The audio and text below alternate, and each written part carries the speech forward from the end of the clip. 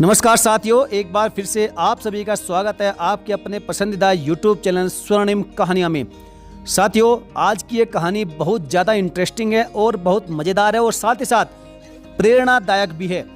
इस कहानी को ध्यान से सुनना और क्या सीख मिलती है वो हमें कमेंट करके जरूर बताइएगा।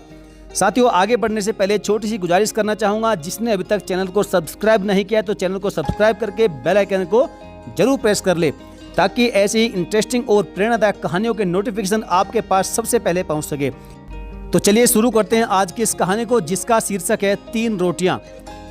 एक महात्मा प्रवास पर जा रहे थे, तभी उन्हें उनके एक भक्त ने 3 रोटियां दे दी ताकि रास्ते में उनके काम आएगी। चलते चलते रास्ते में एक और आदमी मिल गया। चलो एक से भले 2, महात्मा जी ने उसे साथ में ले लिया। रास्ते में जंगल पड़ा। महात्मा जी बोले, संध्या स्नान कर लें फिर चलेंगे। साधु ने स्नान किया और जब पूजा पाठ करने के लिए बैठे तो मौका पाकर दूसरे साथी ने एक रोटी चुराकर खा ली। महात्मा जी ने देखा तो उसमें 2 ही रोटियां थी। महात्मा जी बोले, एक रोटी किसने खाई? वह बोला, हमें क्या पता। महात्मा जी बोले, ठीक है, एक तुम ले लो और एक हम ले लेते हैं।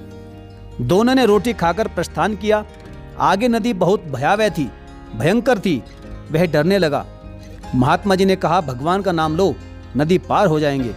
व्यक्ति नाम जपने लगा। आसानी से नदी पार हो गए। अब महात्मा जी ने कहा कि जिस भगवान के नाम के सहारे हम नदी पार करके आए हैं, तुम्हें उन्हीं भगवान के नाम का वास्ता है। बता, तीसरी रोटी किसने खाई है? वह फिर मुकर गया कि हमें नहीं पता। आगे बढ़े तो आगे एक शेर आ गया। शेर की दहाड़ सुनकर वह फिर घबरा गया। महात्मा बोले, डरो मत, भगवान का नाम जपो। वह फिर भगवान का नाम जपने लगा। शेर ने रास्ता छोड़ दिया। महात्मा जी ने कहा कि जिस भगवान के नाम ने हमें शेर से बचा लिया, उन्हीं भगवान का वास्ता है। बताओ, तीसरी रोटी किसने खाई? वह फिर मुकर गया कि हमें नहीं पता। आगे जंगल में भयानक आग लगी हुई थी। वे दोनों उसमें घिर गए। वह फिर डरने लगा। महात्मा बोले, भगवान का नाम जपो, सब ठीक हो जाएगा। वह भगवान का नाम जपने लगा। अचानक से आग शांत हो गई। महात्मा जी ने सोचा, शायद अब यह अपनी सोच बदल दे। अतः उन्होंने कहा कि जिस भगवान के नाम ने हमें इस आग से बचाया, तुम्हें उस भगवान का वास्ता। बताओ, तीसरी रोटी किसने खाई? वह भाई साहब फिर से मुकर गया। अब महात्मा जी ने सोचा कि इसके मुंह से सच्चाई कैसे निकलवाई जाए। कोई ना कोई तो उपाय सोचना ही पड़ेगा, कोई तरकीब तो निकालनी ही पड़ेगी। महात्मा जी ने कहा कि अच्छा, यह बताओ कि तुम परदेश किस लिए जा रहे हो? वह बोला, पैसा कमाने के लिए। महात्मा बोले, अरे, तुमने तो हमें पहले नहीं बताया कि तुम परदेश में पैसा कमाने जा रहे हो। वो तो मैं तुम्हें यहीं पर दे देता। चलो, अभी भी कोई देर नहीं हुई है। एक काम कर, कुछ कंकड़ इकट्ठा कर। महात्मा ने उस व्यक्ति से लगभग 30 कंकड़ इकट्ठा करवाए और उसके 3 भाग कर दिए। अब महात्मा जी ने उन पर जल छिड़का तो वे तीनों ढेर सोने के बन गए। महात्मा ने कहा कि एक रोटी तूने खाई, इसलिए एक ढेरी तेरी। एक रोटी मैंने खाई, अतः एक ढेरी मेरी।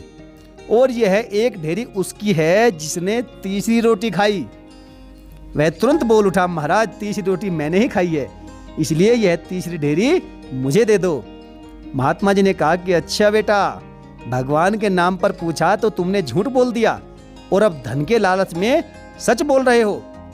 महात्मा ने ढेरी पर फिर से जल छिड़क दिया और वह फिर से पत्थर की ढेरी हो गई। ठीक इसी प्रकार मनुष्य तामस ज्ञान से युक्त होते हैं।